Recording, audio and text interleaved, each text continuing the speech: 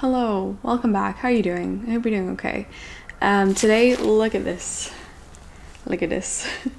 We have a lot of books to talk about. I had a really good reading month in April.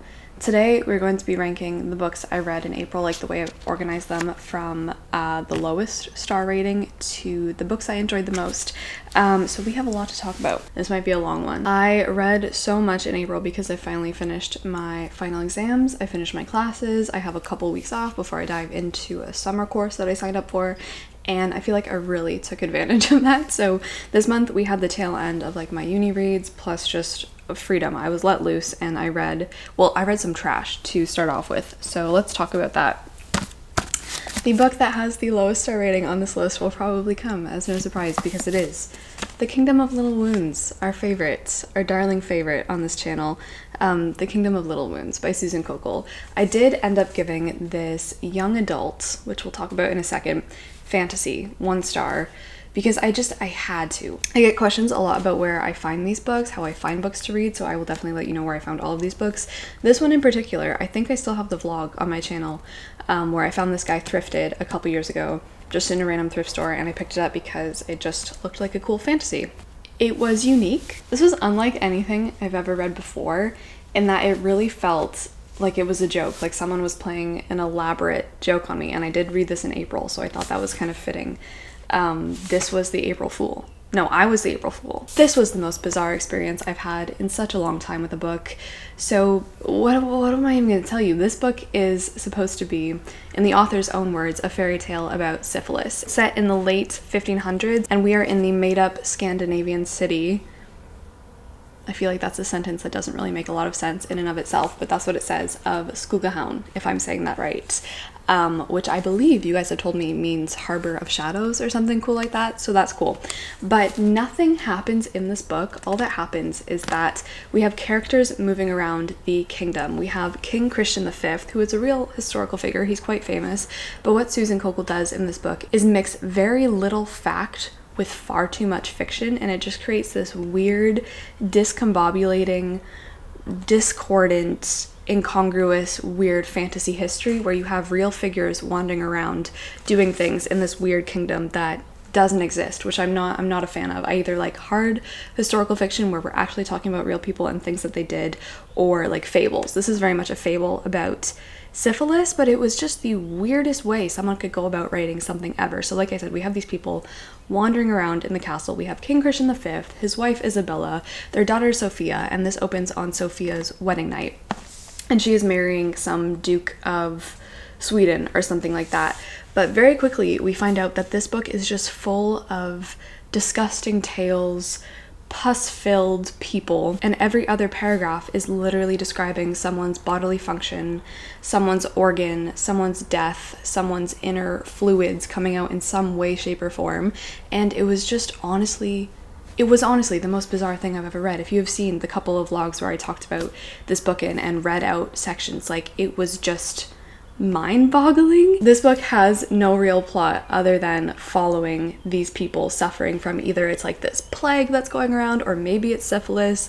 I guess you could call this book a mystery in that the doctors of the kingdom and King Christian, who also has a whole slew of health problems of his own, are trying to find out if the royal children have syphilis and how this is going to affect the monarchy, the hierarchy, like what child is going to become the next king or queen. They keep dying off. Princess Sophia immediately bites the dust on her wedding night in like the first couple of pages in this horrific scene. This book was like needless gore, needless delight in gore and body horror and everything like that. If you are squeamish, this is not the book for you. It was just so bad that I found myself literally giggling and gagging at the same time at every single page. And although I did give it 1 star, like, it was just weirdly entertaining as well to see what wild thing she would come up next. Like, I don't know if she's okay. Susan, if you are out there, I'm not sorry about the things I'm saying about your book because these are my opinions, but are you okay? Are you okay? One of the most disturbingly graphic things I've ever read, this was pulled from my public library. I'm not sure how it got labeled young adult. I'm not sure how it got written. There are extremely upsetting, disturbing things, but they are just so over the top. Let me get this straight. I love books that deal with the body and body horror even, but when it's done like for a purpose, when it's done in a purposeful like way to analyze something, to examine something, to have like a real discussion about something. But The Kingdom of Little Wounds, just exploiting the body for the sake of exploiting the body as a shock factor, it feels like. And I'm all for like going back and delving into history and like seeing how nasty history was, how bad people smelled, how awful the conditions were, but when it's for an actual reason, whereas The Kingdom of Little Delights was just this weird little book where every page we focused on someone's urine or someone going to the bathroom again or something like that, and it was just, I don't know, I just felt like this was a joke, like it was an insane practical joke. The plot didn't ever emerge. What can I even tell you? The synopsis says that we're following a needlewoman of Queen Isabella along with another servant, and is there someone else? I guess we're kind of following the queen herself as well, and how these three women get wrapped into this pseudo history of bile and blood and death and plague and pandemic and syphilis. But there was really no plot. There was really no plot. So anyway, that is The Kingdom of Little Wounds. The worst book I read all year probably, but like I'm not even mad about it. One review on the back says, I lived in her controversial kingdom for only a week, but I suspect I shall never recover. Me too. This next book was a letdown, and I will say I did enjoy my time reading Kingdom of Little Wounds so much more than I enjoyed listening to this next book, which I listened to on audiobook, but this has to rank higher, I think, just because it is like a cohesive, somewhat coherent story, and that is Throne of Glass by Sarah J Maas. If you are a fan of Sarah J Maas, if you like Throne of Glass, honestly just probably skip what I'm gonna say. I just really didn't like this book, and you don't have to yell at me because of that. So I ordered Throne of Glass off of Thrift Books a couple years ago because it was around the time when I first joined BookTube, and this has been like Sarah J Maas, I feel like, and Throne of Glass and her other books have just exploded. They're still exploding. They're continually explosive. And I was like, you know what? I'm gonna try it. It's so popular. I was getting FOMO and I ordered it, and then it sat on my shelf for a very long time. This is like a nice floppy, it's kind of disgusting copy actually. It's nice though, it's nicely symbolic because the form matches the content. I did not know she wrote this at 16, so I think that's what one of you guys said. I will grant her a little bit of leeway there. I have read ACOTAR and the second one, which was much better, but I decided to give this a go. This is her young adult series following Selena Sardothian. Selena used to be the kingdom's most feared, best assassin. Fine. She is eventually captured and she is sent to work in the salt mines as a slave in this place called Indovier. Eventually she is rescued by the crown prince, who is like, yo, my dad, who you hate, who's the king, is hosting this like assassins Hunger Games, where essentially we're gonna pit all of these assassins against each other, and the last one standing is going to become the king's like assassin of the kingdom, and they're gonna work for him, and it's gonna grant you your freedom after so many years working under a contract for him. And she's like, I hate all of you, I hate you so much, but I'm gonna do this because I want my freedom. My main problem with this book, I do have to say, was all of it, was Selena herself was a big part of the problem, because you are following her for the whole book. She's our main girl, she's our main character. I'm not sure as the series goes on if that continues, if we ever shift perspectives, but she is insufferable. Like, I don't think I can name a main character who I've hated, like straight up hated, more than Selena. She is whiny, she is so arrogant, she is not even that she's arrogant and rude that I don't like, but it's just that it's so unbelievable. This character will consistently just tell and like shove the fact down our throats that she is the best assassin. I was complaining about this in a vlog, but literally almost every single scene she's in, especially in the beginning when she's like trying to prove that she's so much better than like the captains and the guards and the courtiers, she just keeps being like, oh, I could kill him instantly. And I'm like, okay, cool, do it. I dare you. I dare you to do it. She never did it. Her skills for apparently being the best assassin in the world were sorely lacking. One of the most annoying protagonists I've ever read from. Like, she would just keep telling us in every single scene, like, this imaginary delusion that she could take down 5 different people, escape, run away, and be free. And I'm like, you are insane. You're delusional. I started to hate it, and then I started to hate it in a different way, because we start going to the kingdom, right? And it just seems like we're going to be stuck in this tournament style book, which are not my favorite to begin with, but this was so boring. The challenges were so boring. All they did was literally like shoot a bow and arrow across the room, climb the castle, do a sword fight, like really just basic things with no flavor. No piquing of interest in the readers was done in any way, shape, or form through this competition. But then all of a sudden, the competition literally disappears, like after those 3 challenges. Like it's just mentioned, you never see it again, because the rest of this damn book is just Selena getting involved in this love triangle where there was absolutely no chemistry. Like the romance writing in this was just so poor between the crown prince Dorian, who has brought her here to be his champion, along with the captain of the guards, who was this guy named Kale. I really liked Kale. I really did like Kale. I have to say, he was the only saving grace for me in this book. She was just the most, like, I'm not like other girls girl, and it was so hard to read as well, because she just kept, like, berating other women and just being honestly a huge... She is just so hateful of any other girl she seemed to spy at the castle, except for one other girl who was like kind of like her. She's there for the tournament, but then all of a sudden like the tournament is just gone, and then it's just about how men are just falling off of their feet for her every time she turns around, and it was just so silly. On top of that, like the writing was just so bland, so boring, and just straight up bad in parts, especially the plotting of this book, because halfway through there seems to be like this weird supernatural element that arises.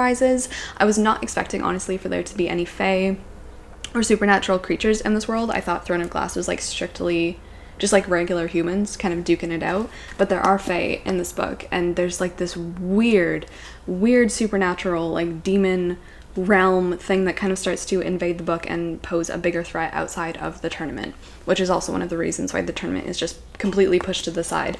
But it was just done so poorly. The explanation was so not satisfying, not comprehensive. The final scenes of this book were just, what is even happening? It was like a fever dream. So I did give this 2 stars. I don't know if I'll be continuing with the series. You guys have told me that it gets better like 3 books in, but like, do I really want to invest 3 books more of my time, especially from a main character that I just want to punch in the face every time I see her? So that is Throne of Glass. These next 2 reads, I gave both of them 2 stars too. I don't have too much to say about these because one of them I talked pretty extensively about, and we will be having a live show since these are the picks for the Dickens versus Tolstoy book club for April. So we had Family Happiness by Tolstoy, which I read in this edition, and then we had Paulie, Kuchka, again by Tolstoy, which was in this edition. This one I actually found in one of the little library book boxes videos that I did, so I was really happy I could read another one from there because that was kind of special. I didn't know that either of these existed until Carolyn and I compiled our Tolstoy reading list. So first up we have Family Happiness, which is very, I feel like, autobiographical, semi-autobiographical of Tolstoy's marriage or Tolstoy's relationship. I forget if like it might be like mixing his relationship with his wife and some other girl as well, but anyway, it's about this girl who is an orphan, and her, like, the man who was her father's friend and like manages their estate and stuff like that, they start to form a relationship with each other, and eventually it's about like their marriage, their family, just exploring the family dynamic, love, relationships. I really did not like this. I really loved the writing in this one, honestly. At times it really was gorgeous and beautiful, and you really did like feel the frustrations of the characters, but as a whole, I don't know, I just had so many specific problems, which I did talk about in this rant, and which I will again reiterate, hopefully more so and with better words during the live show. But just like Tolstoy's main message and like his garbage philosophy and just his authoritative voice, which really leaves no room for interpretation, speculation, exploration. Like, one of the main problems for me is that Tolstoy is just too darn preachy, and when I read a book, I'm not looking for a preacher. I'm looking for a writer. I'm looking for someone who isn't going to tell me how to think. When I read, like, I don't want someone to tell me how to think or what to think about something. I want there to be room, but I want there more to be encouragement for nuance, and exploration, and room for your own mind to wander and look around. And of course there's always that to an extent in the book, but I just feel like you can always see Tolstoy. Like, the pages are so transparent, especially in Family Happiness, which he even acknowledged. I think that it was not his best work by far, but in every Tolstoy book I've read now, like, they feel so transparent. Like, I feel like when you're reading, like, you turn the page, you read something, and you're like, oh, Tolstoy, why are you right there? Why are you right there yelling at me? Like, it feels like you can literally see his face through the page yelling at you. And I think that's something now that I'm able to identify, having read a lot of his work by now and all of his major novels. I will say, like, I felt really cheated with this one because I did like it per se. I thought the writing was pretty strong. I thought the characterization, as poor as it was done in a way where they still felt fleshed out, which always feels like a ripoff, right? In a way to me. There were some really gorgeous lines, but overall, like, I just had to give it 2 stars because this book made me extremely angry. So that is that one. The next one was Paulie, Kuchka, and this is one that I really have so little to say, so little to talk about. I got to the end and, like, I thought it was gonna be kind of like a moral. Like, I was like, where's the moral? Like, it's gonna talk about something, because this one we follow a man named Paulie Kuchka, and he is a serf. I feel like he also very much encapsulates the very stereotypical harmful view that either like the landowners or people like Tolstoy, people like aristocrats at the time had of serfs, and that they were just all alcoholic, good-for-nothing ruffians, basically, and that's kind of what he is. But then the mistress of the land and the house, she, like, kind of just takes him as her little pet project, and she's like, you know what, I'm gonna turn your life around, I'm gonna turn you towards God, you're gonna get rid of your drinking problem. And he essentially starts to do this. But then the conscription for the army comes around, and they're like, you know what, we're gonna have to take some of these guys to be in the army. And of course his name is put up, but the mistress is like, no, you can't take him. He's my project. He's my little pet. He's my toy. I need to work on him some more. He can't go yet because I'm not done with him. And, like, he has a family and a couple of kids. And so eventually she's like, you know what, he's not going. Instead, what I'm gonna do is give him an errand, because I trust him so much now, because I worked on him so much.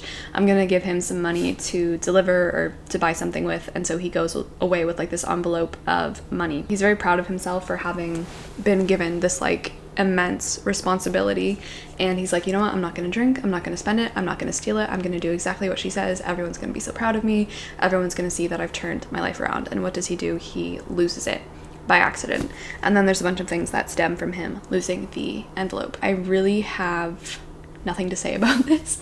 Like, the whole time I was reading it, I was just not really thinking. I think we were supposed to be attached to Paulie Kuchka because really tragic things befall him in the end, but I really did not feel anything, and I feel like there was probably a tied up moral in here having to do with money, because it then starts to discuss about how money is like this big evil. I'm sure there's a lot of history and background that I have not really researched into Paulie Kuchka, but I just did not enjoy this one either. I found it very boring most of the time, and I just did not have a good reading experience with this, so that is that one. Alright, so those are the books that I didn't really love this month, would never read again, could not care less about.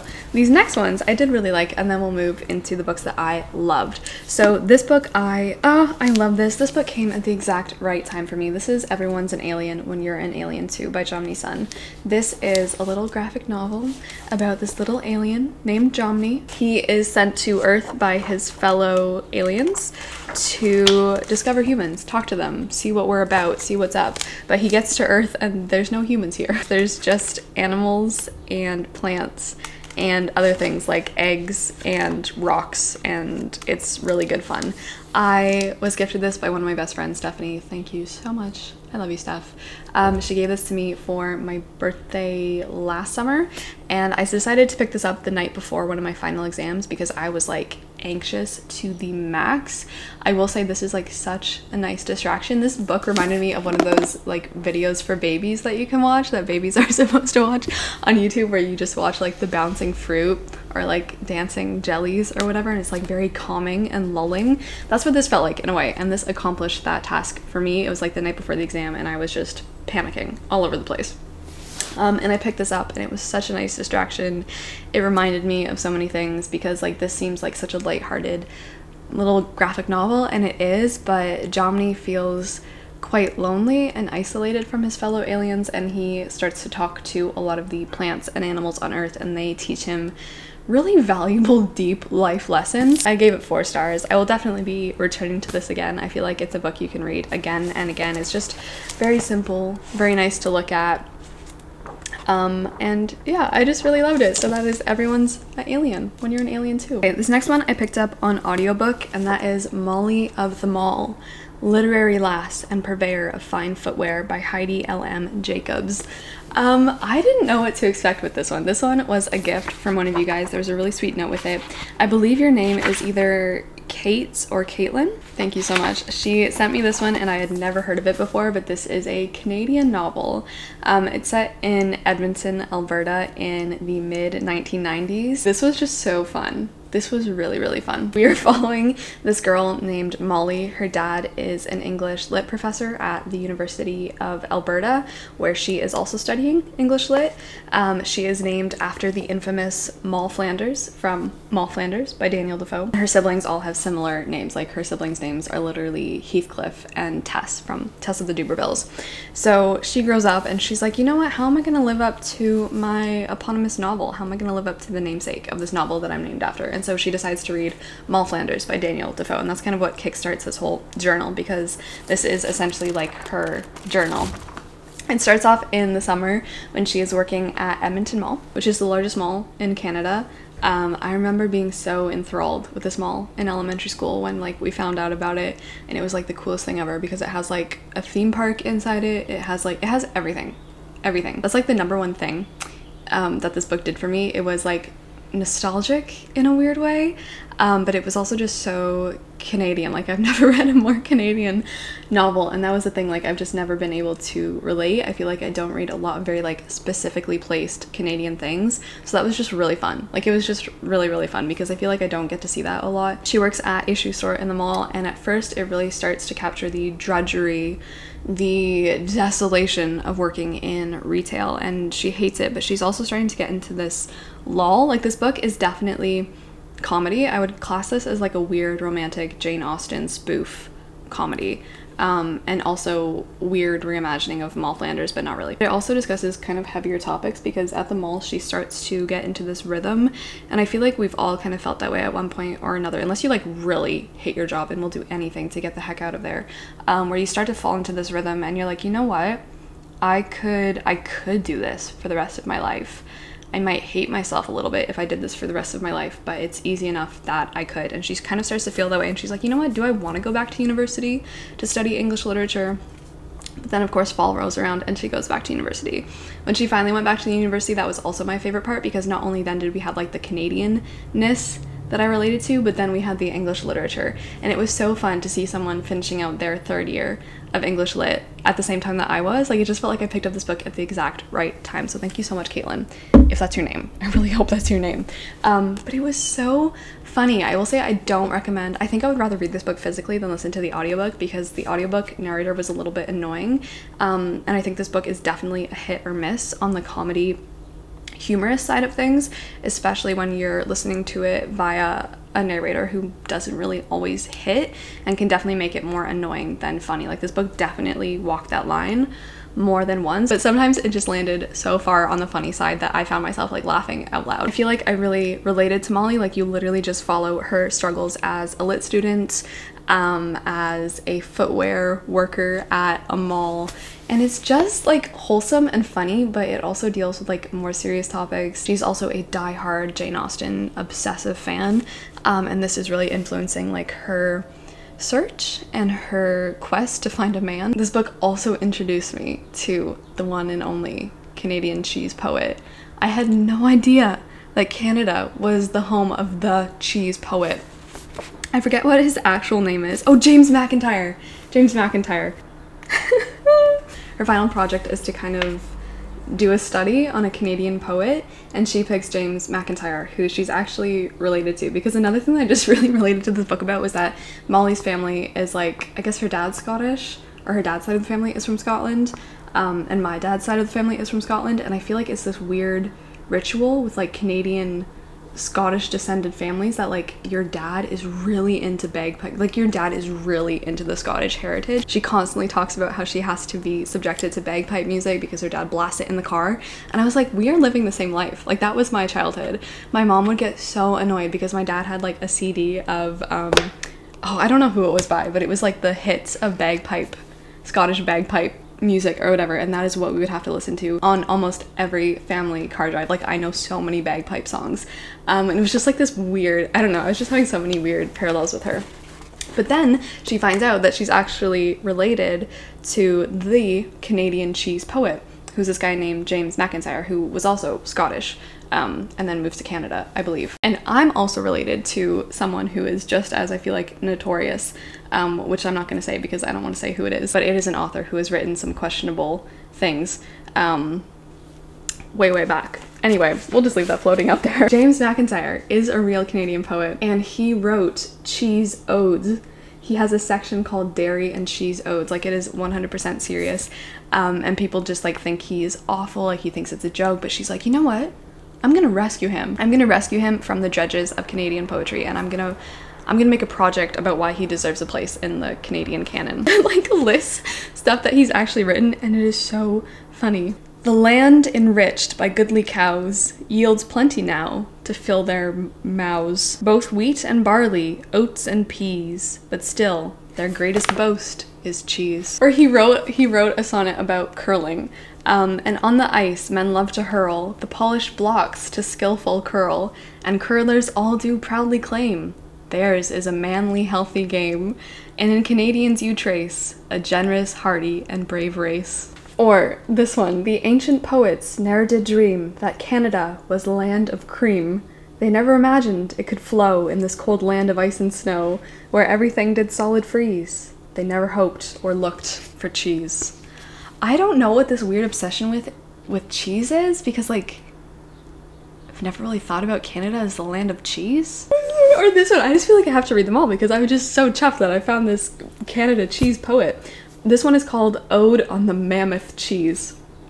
We have seen thee, Queen of Cheese, laying quietly at your ease, gently fanned by evening breeze, thy fair form no flies dare seize. All gaily dressed, soon you'll go to the great provincial show to be admired by many a beau in the city of Toronto. I thought this was great. This is totally gonna take a very honored place on my shelves, and I love this. If you're looking just for a weird, fun, Canadian weird romp, there's a bunch of cool things. Like, you get to follow her notes, she makes weird tables of stuff, and it's just really good fun. So I thoroughly enjoyed this. I think I gave this 3 stars, but honestly maybe it deserves like 3.5 or 4. So that is Molly of the Mall. Thank you so much for sending this to me because I had a great time. Next up, this is the final book that I had to read for one of my classes, and that is Solar Bones by Mike McCormack. This also got to count for my Around the World challenge for Ireland because this is a piece of contemporary Irish literature. I think this came out in like 2016. This book is a lot. This is a lot. We follow the spirit, or I guess like the consciousness, of a man named, what's his name? Marcus Conway. And he's dead. He's died, essentially. And he's sitting at his kitchen table remembering his life. This book is told in stream of consciousness, so it's just all one, you know, long delve into his mind, his memories, winding, foaming, frothing, around up until the moment of his death, where he dies. This book's message is that we gotta be connected. You gotta see the connections of all things. Marcus is an engineer in his small Irish town, I forget where exactly. So he is quite versed in seeing how like one thing affects another, how things are held together, the machinery of parts and how they work together. And so eventually when there's like an outbreak and a mini, I guess, epidemic in their town which starts to affect everyone, and everyone gets violently ill, he kind of sees how that came about as well, and he eventually starts to see like the connections that go across the world, like how literally me filming this video is maybe making you go out and buy a book, and maybe by making you go out and buy a book, the shopkeeper at the shop now has enough money to upgrade his store. Maybe by upgrading his store, the man upstairs has to move out because now the store has gone up, and now the man who moves out has to move back into his house with his mother, who he's not been connected with for years, and now they have a better relationship. very wishful thinking, but I'm saying like stuff like this is literally what goes on all the time. Not obviously nice fairy tales like that, but everything you do is very much influenced by everything every other person does. Like, you are so affected. You can never be left alone. You can never untether or untangle yourself from the billions of other people who are living at the same time as you. Obviously the pandemic is a huge example of that, both on a smaller scale and obviously on a larger scale, but this book really like advocates for you to be able to see that web and that ecology, and Marcus is given the opportunity to do that, but he's kind of given that opportunity just because he's died and his consciousness is still going on and is witnessing things in maybe a different way. Now that he's dead, he can kind of see past himself and see the connections that have boiled down his life, that have created who he is, how he's influenced people, because obviously he's an engineer. He's done so much good in this little city, and now they're gonna really suffer without him there. This was great. I did not like the reading experience, I'm not gonna lie. I really don't like stream of consciousness. It's just not my thing. But I think the message and like studying this book, talking about it, writing about it was great, and that's really what I love. So I gave this 4 stars. This next one, you guys know I read because I did another episode of Agatha versus Emma. Agatha did win another point because I tried to solve And Then There Were None by Agatha Christie. This was also a gift from a subscriber. Thank you so much, Hitesh, because he sent me this one. It is gorgeous. It is so gorgeous. This one also has Crooked House and Endless Night. You guys have really been advocating for me to try to do Crooked House next, so maybe I will. Maybe 3rd time's a charm. But I'm obsessed with this edition. Like, it's just gorgeous. So I read And Then There Were None and instantly skyrocketed to my favorite Agatha Christie that I've read so far. I have read, what have I read? I've read Murder on the Orient Express, probably my least favorite, I want to say. I've also read Death on the Nile, Murder on the Links, The Murder of Roger Ackroyd, And Then There Were None. So this one was great. This one was very spooky. I've never been spooked or kind of creeped out by Agatha Christie novels because they're just like kind of fun, weirdly cozy mysteries to me. This one is not a Poirot mystery. This is just a standalone. But this one creeped me out. Like, this one actually creeps me out. I felt like it was very psychological. It was like very just unsettling, honestly, and like I found myself at night like tiptoeing around my apartment because it just kind of freaked me out, which was cool. In this one we have 10 people who are invited to an island called Soldier Island, and they've all got invitations there that are bringing them to the island for different reasons. Like, one, we have a woman who's got a position as a secretary. We have a man who is said to be a private detective. We have another man who's brought there because he thinks that some of his like soldier friends from the war are gonna be there, and so they're all just brought to this island. But very quickly they all start dropping like flies, one by one. This was great, honestly great. I think this is one of her best ones. The writing was so unsettling, especially like just the way sometimes it was presented on the page. Most of this book is just dialogue, and sometimes we do get the inner thoughts of our characters. I thought it was fantastic. The writing, the atmosphere, loved it. Highly recommend. This is probably the Agatha Christie I would most recommend. 4 stars. Adored this. Thank you so much for sending this to me. These next two are definitely my favorites of the month by far. One of them is probably one of my favorite books of all time now, but the first one is Paradise Lost by John Milton. This was also one of the final reads for my Renaissance literature class. I had read most of Paradise Lost, but I've never read it front to back because we had to read the whole thing. This was so good.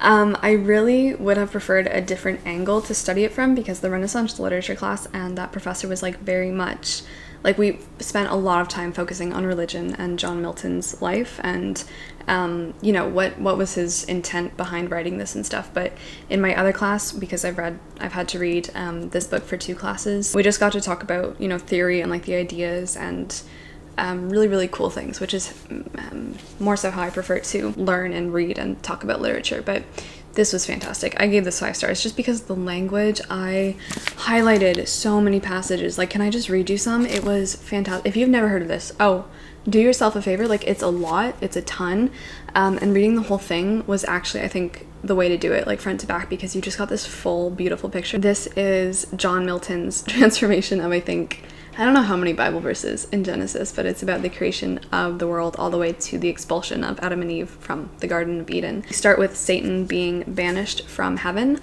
He gets sent down to hell with the rest of his fallen angels. They set up the city, and then we eventually have Satan going into the Garden of Eden, and we all know what happens, obviously. John Milton is just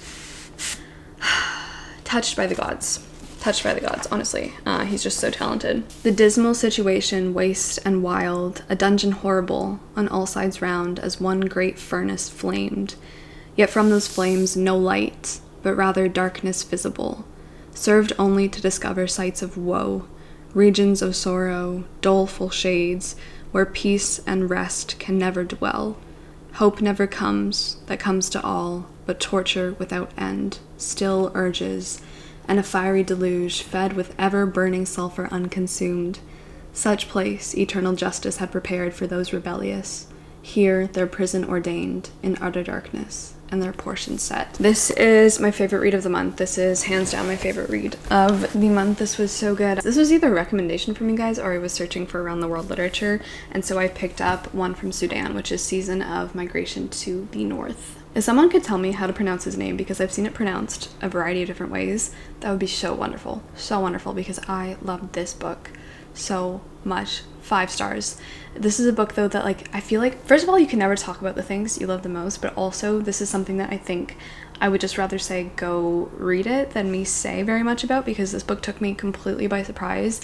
I had no idea what to expect. This is about our narrator who comes back to his village in Sudan after spending time abroad in Europe, like getting an education, and then he comes back. When he comes back, there is a stranger, this man named Mustafa, who he's never met before, and he's like, hey, what are you doing? He's kind of mysterious, and people don't really know a lot about him, but then Mustafa is like, hey, we're kind of the same person.